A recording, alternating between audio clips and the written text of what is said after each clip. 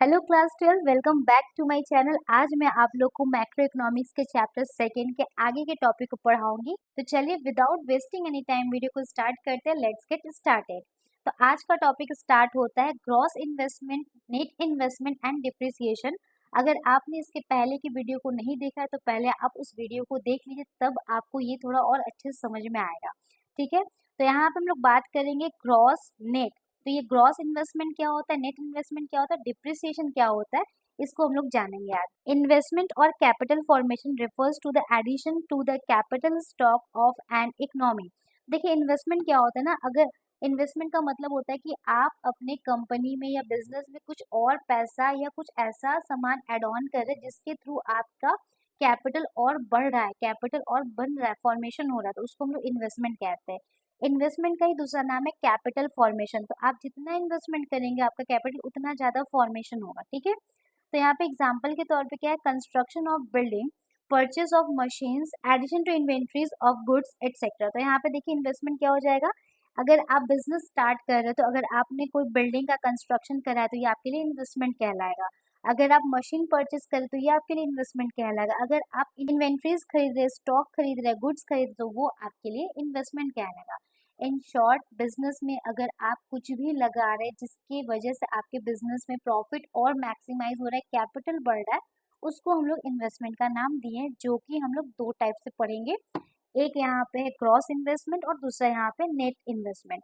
Gross investment it is addition to the stock of capital before making allowance for depreciation. तो gross investment ऐसा investment होता है जहां से हम लोग डिप्रिसिएशन को रिड्यूस नहीं करते, मतलब इसमें डिप्रिसिएशन भी ऐड होता है, उसको हम लोग ग्रॉस इन्वेस्टमेंट कहते हैं।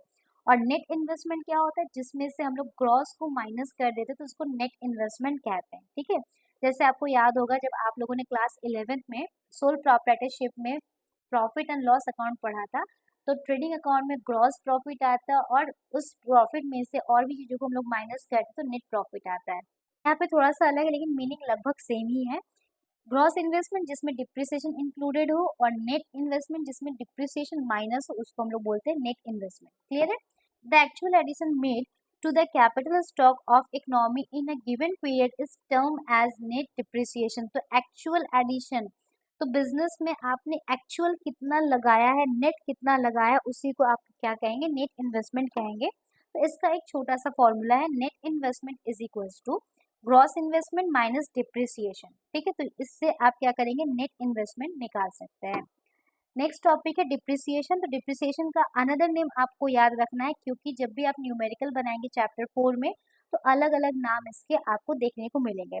तो इसको डिप्रिसिएशन भी बोलते हैं और इसको बोलते हैं कंजम्पशन ऑफ फिक्स्ड कैपिटल। आपने जो फिक्स्ड कैपिटल लगाया जिसको हम लोग बोलते हैं कैपिटल गुड्स, उसके कार्य क्षमता में जो कमी आता है उसी को डिप्रिसिएशन कहते हैं।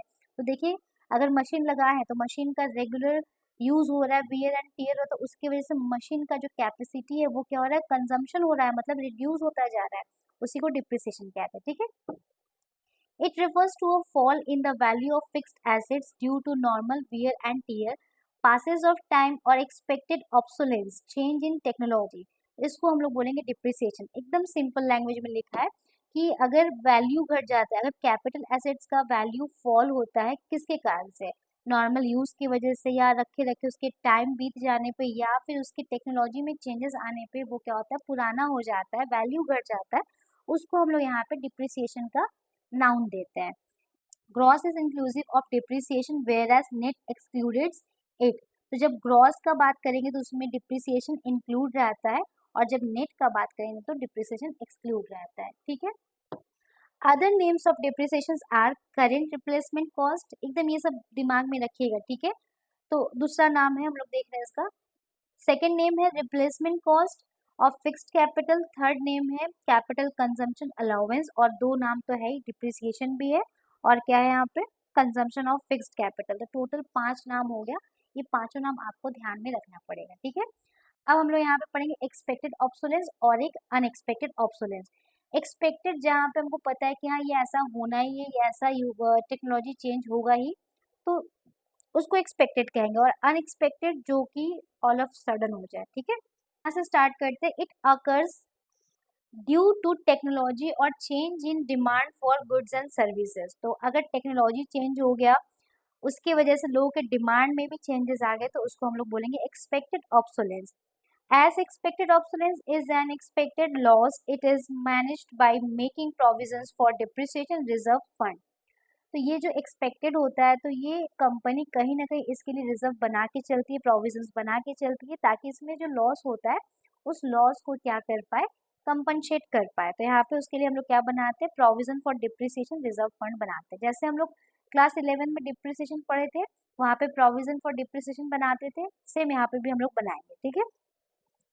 अनएक्सपेक्टेड ऑब्सोलेंस, जो कि ऑल ऑफ सडन हो जाए। It occurs due to like earthquake, floods etcetera. तो देखिए कुछ ऐसे नेचुरल डिजास्टर होते हैं जिसकी वजह से ऑब्सोलेंस हो जाए, तो उसको बोलते हैं अनएक्सपेक्टेड। और ड्यू टू थेफ्ट और एक्सीडेंट एक्सेट्रा, तो चोरी हो जाए या एक्सीडेंट हो जाए जिसकी वजह से हमारे फिक्स्ड एसेट्स का वैल्यू घट जाए, उसको हम लोग बोलते हैं अनएक्सपेक्टेड ऑब्सोलेंस। जैसे loss of value of fixed assets due to unexpected obsolescence is termed as capital loss. ठीक है, ये आप इसको स्टार बना लीजिए कि अगर अनएक्सपेक्टेड ऑब्सोलेंस की वजह से जो भी लॉसेस होते हैं उनको हम लोग कैपिटल लॉस कहते हैं। अब नेक्स्ट टॉपिक है नेट इनडायरेक्ट टैक्स। ये भी इम्पोर्टेंट है, जिसको हम लोग शॉर्ट फॉर्म में बोलेंगे NIT, ठीक है, नीट बोल देंगे। It refers to the difference between the indirect taxes and subsidy. देखिए यहाँ पे टैक्स दो टाइप का होता है, एक डायरेक्ट टैक्स, एक इनडायरेक्ट टैक्स। तो हम लोग अगर बात करेंगे तो यहाँ पे जनरली इनडायरेक्ट टैक्सेस का बात करेंगे। तो गवर्नमेंट क्या करती है, इनडायरेक्ट टैक्स लेती है लोगों से गुड्स एंड सर्विस पे, और लोगों को सब्सिडी प्रोवाइड करती है। तो इन दोनों के बीच का जो डिफरेंस होता है उसी को हम लोग क्या बोलते हैं, नेट इनडायरेक्ट टैक्स, ठीक है। यहाँ पे देखिए फॉर्मूला भी आपको दिख रहा होगा, net indirect tax is equals to indirect tax minus subsidy. Indirect taxes refer to those taxes which are imposed by the government and production and sale of goods service etcetera like GST, ठीक है। GST अभी हमारे देश में one nation one tax हो गया है, indirect tax सिर्फ एक ही है।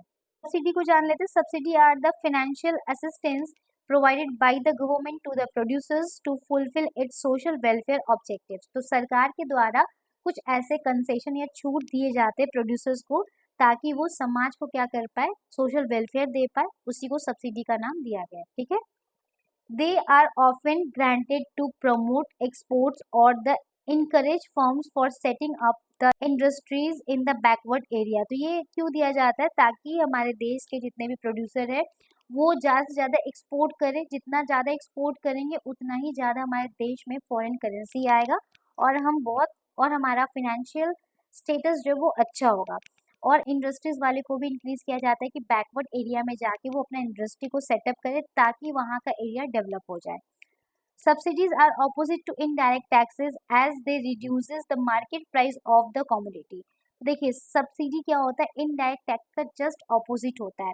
अगर किसी गुड्स में सब्सिडी लगता है तो वो सामान मार्केट में सस्ता मिलता है, और उसी गुड्स में अगर इनडायरेक्ट टैक्स लगा दिया जाए ज़्यादा तो वो सामान मार्केट में महंगा हो जाएगा। तो ये दोनों वाइस वर्सा वाला सिचुएशन होता है, मतलब एक दूसरे के ऑपोजिट होते हैं। सब्सिडी में also be referred as economic assistant. Economic assistant मतलब, असिस्टेंट का मतलब होता है हेल्पर। तो हमारे अर्थव्यवस्था का ये एक हेल्पर होता है, और फाइनेंशियल असिस्टेंट के नाम से भी जाना जाता है। इसकी वजह से देश में डेवलपमेंट आता है और सोशल वेलफेयर भी होता है, ठीक है। Subsidy is a transfer payment. तो सब्सिडी क्या होता है, फैक्टर पेमेंट नहीं होता है, ये यूनिलेटरल होता है, एक तरफा होता है। ये बिना सर्विस के या बिना गुड्स के सब्सिडी दिया जाता है। Government doesn't get anything in return in the considerations for the same. तो गवर्नमेंट जो पेमेंट या सब्सिडी देती है उसके बदले में गवर्नमेंट को कुछ नहीं मिलता है, ठीक है। तो इसलिए इसको हम लोग क्या बोलते हैं, ट्रांसफर पेमेंट कहते हैं। Subsidy does not contribute any value addition as it does not contribute to current flow of goods and services. तो जो सब्सिडी है, गुड्स एंड सर्विस का जो फ्लो होता है उसमें कुछ कंट्रीब्यूट नहीं करता है, ठीक है। बस ये सोशल वेलफेयर को मेंटेन करने के लिए गवर्नमेंट यहाँ पे सब्सिडी देता है। तो ये हो गया सब्सिडी। तो सब्सिडी किसके अंदर आता है, नेट इनडायरेक्ट टैक्स के अंदर। जहाँ पे इनडायरेक्ट टैक्स में से सब्सिडी माइनस करेंगे तो नेट इनडायरेक्ट टैक्स आ जाएगा।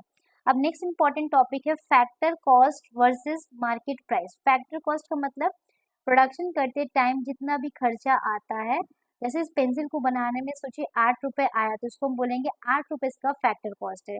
लेकिन इसको हम 8 रुपये में नहीं बेचेंगे, इसमें हम जीएसटी रखेंगे, इसमें हम टैक्स रखेंगे या इसमें हम अपना प्रॉफिट ऐड करेंगे। देन एक मार्केट प्राइस निकालेंगे जिसको हम लोग एमआरपी बोलते हैं और उसको यहाँ पे मार्केट प्राइस के नाम से जानते हैं, ठीक है। फैक्टर कॉस्ट को शॉर्ट फॉर्म में एफसी हम लोग यहाँ पे कहेंगे। It refers to amount paid to factor of production for their contribution in production process. तो प्रोडक्शन प्रोसेस में जो भी खर्चा होता है उसको हम लोग फैक्टर कॉस्ट के नाम से जानते हैं। मार्केट प्राइस एमपी के नाम से जानेंगे हम लोग इसको। It refers to the price at which product is actually sold in the market. तो ये क्या होता है, मार्केट में प्रोडक्ट का जो वैल्यू होता है, जो प्राइस होता है, जिस दाम पे ये बिकता है, उसी को हम लोग क्या बोलते हैं, मार्केट प्राइस कहते हैं। तो यहाँ पे देखिए 2 फॉर्मूला, इस फॉर्मूले से ही हम लोग क्वेश्चन सॉल्व करेंगे। तो market price is equals to, अगर आपको मार्केट प्राइस निकालना है तो आप क्या करोगे, फैक्टर कॉस्ट में एनआईटी ऐड कर दोगे। एनआईटी मतलब क्या होता है, टैक्स। तो जैसे आपको इसका एमआरपी सेट करना है तो आपको अपने कॉस्ट में टैक्स को जोड़ना है, तो वो आपका मार्केट प्राइस सेट हो जाएगा। और वही अगर आपको फैक्टर कॉस्ट निकालना है तो आप क्या करोगे, मार्केट प्राइस में से एनआईटी को माइनस करेंगे तो यहाँ पे आ जाएगा। तो ये कन्वर्जन आपको मैं फिर से पढ़ाऊंगी जब चैप्टर 4 पढ़ाऊंगी, लेकिन अगर आप इसको अभी से समझ के इसको ध्यान में रखेंगे तो आपको बहुत बेनिफिट होगा। नेक्स्ट इंपॉर्टेंट टॉपिक है net factor income from abroad. तो देखिए ऐसे बहुत सारे इनकम होते हैं जो हमारे देश में भी हम लोग जनरेट करते हैं और कुछ हम लोग फॉरेन में भी करते हैं। तो अगर फॉरेन में भी हमारे देश के लोग जो अर्न करते हैं तो उस इनकम को भी हम लोग नेशनल इनकम में ऐड करते हैं, ठीक है। It refers to the difference between factor income received from the rest of the world and factor income paid to the rest of the world। तो ये जो नेट फैक्टर इनकम होता है फ्रॉम अब्रॉड, ये डिफरेंस होता है दोनों के बीच का। किसके किसके बीच का, एक तो हमारे देश में जो फॉरेनर्स ने कमाया उसका, और हमारे देश के लोग फॉरेन में जो कमाया उसका। फिर से मैं आपको समझा देती हूँ। जैसे इंडिया के कुछ लोग जाके यूएसए में अर्न कर रहे हैं तो वो इनकम में से, और हमारे इंडिया में कुछ दूसरे कंट्री के लोग अर्न कर रहे हैं, उसकी इनकम को माइनस करने के बाद जो इनकम आएगा उसको हम लोग क्या बोलेंगे, net factor income from abroad कहेंगे। इसको हम लोग शॉर्ट में एनपीए के नाम से इसको जान सकते हैं, ठीक है। तो इसका फॉर्मूला इस तरीके से होगा, NFIA is equals two factor income earn from abroad, abroad से जितना कमाए उसके अमाउंट को लिखेंगे और उसमें से माइनस करेंगे फैक्टर इनकम पेड अब्रॉड, और हमारे यहाँ से कितना पेड हुआ है, दोनों के डिफरेंस को हम लोग net factor income from abroad के नाम से जानते हैं, ठीक है। Factor income from abroad is the income earned by a normal resident of a country from the rest of the world. Rest of the world मतलब फॉरेन कंट्री होता है। In the form of wages, salary, rent, interest, dividend and retain earnings. तो जब हमारे देश का कोई normal resident कहीं बाहर फॉरेन में जाके कमाता है तो उसकी इनकम को हम लोग बोलते हैं फैक्टर इनकम फ्रॉम अब्रॉड। अगर वो वहां से क्या क्या कमाता है, सैलरी कमाता है, इंटरेस्ट कमाता है, रेंट हो गया, डिविडेंड हो गया, रिटेन अर्निंग हो गई, ये सारे अगर अर्न करता है तो उसको हम लोग बोलेंगे फॉरेन, उसको कहेंगे फैक्टर इनकम फ्रॉम अब्रॉड। फिर फैक्टर इनकम टू अब्रॉड का मतलब क्या होता है, factor income to abroad is the factor income paid to the normal resident of other countries. दूसरे कंट्री के नॉर्मल रेसिडेंट जो होते हैं हमारे देश में, वो अर्न करते हैं उनके सर्विसेज की वजह से, तो उसको हम लोग बोलते हैं फैक्टर इनकम टू अब्रॉड, जो पैसा बाहर को जाता है, ठीक है। और यहाँ पे देखिए आपको निकालना है नेशनल इनकम। जब भी आपको नेशनल इनकम निकालना है तो डोमेस्टिक इनकम रखिए, जो आपके टेरिटरी में जो डोमेस्टिक एरिया में जनरेट हो रहा है उसको डोमेस्टिक इनकम कहते हैं। और वहाँ पे अगर आप net factor income from abroad को ऐड कर लेते तो आपको नेशनल इनकम का आइडिया लग जाएगा, ठीक है। Net factor income from abroad can be positive, negative और जीरो, ठीक है। ये पॉजिटिव भी हो सकता है, नेगेटिव भी हो सकता है, जीरो भी हो सकता है। अगर हमारे यहाँ के नॉर्मल रेसिडेंट फॉरेन में जाके ज़्यादा कमा रहे हैं और फॉरेन के लोग यहाँ पे कम कमाते हैं तो तब हमारा पॉजिटिव रिजल्ट होगा। और यहाँ पे क्या होगा, अगर यहाँ के नॉर्मल रेसिडेंट फॉरेन में कम कमाते हैं और फॉरेन के लोग यहाँ पे ज़्यादा कमाएंगे तो नेगेटिव हो जाएगा। और जब दोनों साइड से इनकम बराबर हो जाएगा तो जीरो आएगा, ठीक है। तो यहाँ पे ये 3 पॉइंट देख लेते हैं। NFIA is positive when income earn from abroad is more than income paid to abroad. Clear है, एकदम सिंपल सा बात है। फिर NFIA is negative when income earn from abroad is less than income paid to abroad. जब ये हमारे यहाँ के लोग बाहर जाके कम कमा रहे और बाहर के लोग यहाँ पे आके ज़्यादा कमा रहे तो ये नेगेटिव आ जाएगा। और जीरो कब आएगा, जब दोनों इक्विवेलेंट हो। In when income earn from abroad is equal to income paid to abroad, तब वहाँ पे जीरो हो जाएगा, ठीक है। तो यहाँ पे कॉम्पोनेंट हम लोग देख लेते हैं।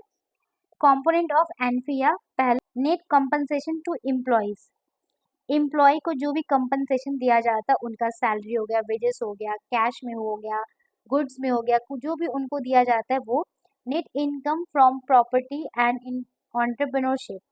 तो देखिए नेट इनकम फ्रॉम प्रॉपर्टी, तो जो भी प्रॉपर्टी से अर्न करता है कोई एक नॉर्मल रेजिडेंट, या एंटरप्रेन्योरशिप मतलब वो अपना बिजनेस स्टार्ट करके जो भी कमाता है वो उसका हो जाएगा इनकम। और नेट रिटेन अर्निंग, तो जो भी अपना प्रॉफिट को वो सेव करके रखा है वो इनकम भी इसका कंपोनेंट कहलाएगा। NPI is zero in closed economic, as such economic does not deal with the rest of the world. तो इकोनॉमी जब फर्स्ट चैप्टर पढ़ाए थे तो इकोनॉमी दो टाइप का होता है, एक क्लोज्ड इकोनॉमी होता है और एक ओपन इकोनॉमी होता है। क्लोज्ड इकोनॉमी में तीन सेक्टर आते हैं, फर्म आएगा, हाउस होल्ड आएगी, गवर्नमेंट आएगा, ठीक है। और जब ओपन वाला बात होता है तो तीनों रहता है और साथ में रेस्ट ऑफ द वर्ल्ड भी आ जाता है। तो जब एनफिया जीरो कब होगा, जब हम लोग बाहर से काम नहीं करेंगे, अपने देश में ही रहेंगे, तो एनपीआर वहाँ पे जीरो हो जाएगा, ठीक है। तो ये रहा आपका चैप्टर सेकंड, आपका चैप्टर सेकंड हो गया कंप्लीट। आई होप स्टूडेंट ये वीडियो आपके लिए बहुत ही हेल्पफुल रहेगा। इस वीडियो को ज़्यादा से ज़्यादा शेयर करिए, लाइक करिए, कमेंट करिए और लोगों को हेल्प करिए। अच्छे से मन लगा के पढ़ाई करिए, टाइम बहुत कम है, अब ज़्यादा समय नहीं है, तो आप रेगुलर बेसिस पे पढ़ना स्टार्ट कर दीजिए। और मैं भी आपको यहाँ पे रेगुलर बेसिस पे वीडियोस प्रोवाइड करूँगी। मिलते हैं नेक्स्ट वीडियो में नए चैप्टर्स के साथ, तब तक स्वस्थ रहिए, मस्त रहिए। Till then take care, bye bye.